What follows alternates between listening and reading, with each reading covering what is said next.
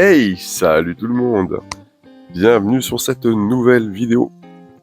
Aujourd'hui, je vous propose un petit tour chez mes Camponotus lateralis. Alors c'est une une petite fondation que j'ai reçue il y a un an maintenant. Une belle année.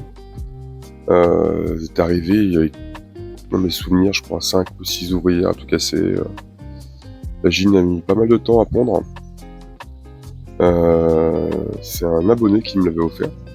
Et si j'ai bien compris, en fait, c'est une gine qui date de 2024. Qui avait déjà un peu fondé, en fait, et qui a périclité.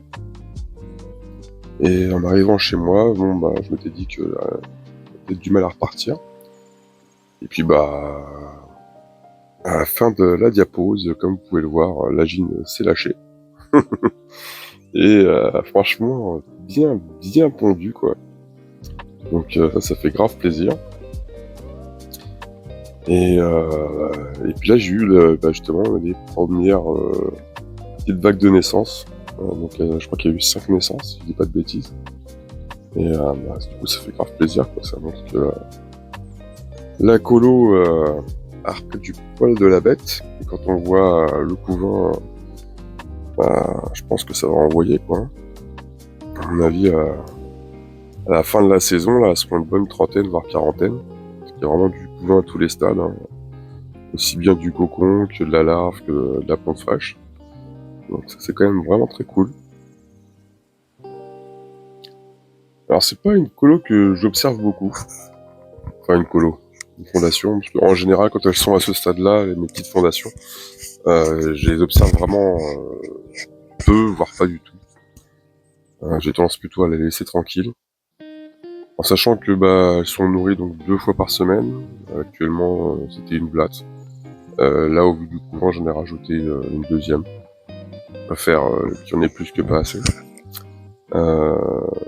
Et donc, du coup, oui, comme je vous le disais, c'est pas une fondation que j'observe beaucoup. Je pourrais pas trop vous dire comment ça se passe en vrai avec elle. C'est pas... Voilà. En fait, en gros, si je vous fais ces petites images, là, c'était juste pour vous montrer un petit peu la colo, leur évolution, parce que c'est vrai qu'elles n'avaient pas eu encore de vidéos dédiées. Et je trouvais quand même l'évolution était quand même assez belle. Et c'est une très belle petite compo, quoi, quand même, soyons honnêtes. Petite ressemblance avec les Scutellaris, c'est vraiment sympa, je trouve. Donc ouais, du coup, c'est pour ça que je vous ai fait cette petite vidéo, même si franchement, j'ai pas grand chose à dire sur l'espèce actuellement. Mais bon, au vu du couvain, je pense que je vais pouvoir commencer un petit peu à passer à l'observation.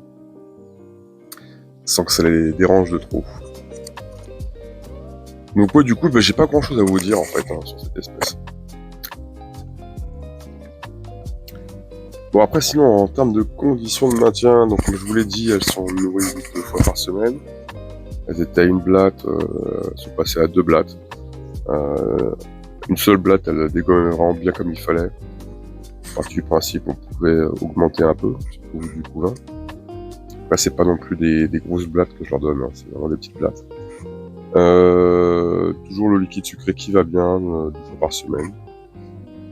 Toujours ce petit mélange de 25% de sirop d'agave bio, 25% de liquide pour abeilles, 50% d'eau. Au début, je leur ai proposé sinon un tube sec, un tube humide. Elles ont clairement préféré le tube sec, donc du coup j'ai viré le tube humide. Donc maintenant il y a 2 tubes secs. Voilà. Écoutez, on arrive sur la fin de la vidéo. Encore merci à vous tous et à vous toutes. Hein. Ça fait toujours plaisir de vous voir dans votre suivi. Et moi, je vais vous laisser sur ces belles images. Allez, prenez soin de vous et prenez soin des autres. À la prochaine, tout le monde. Salut.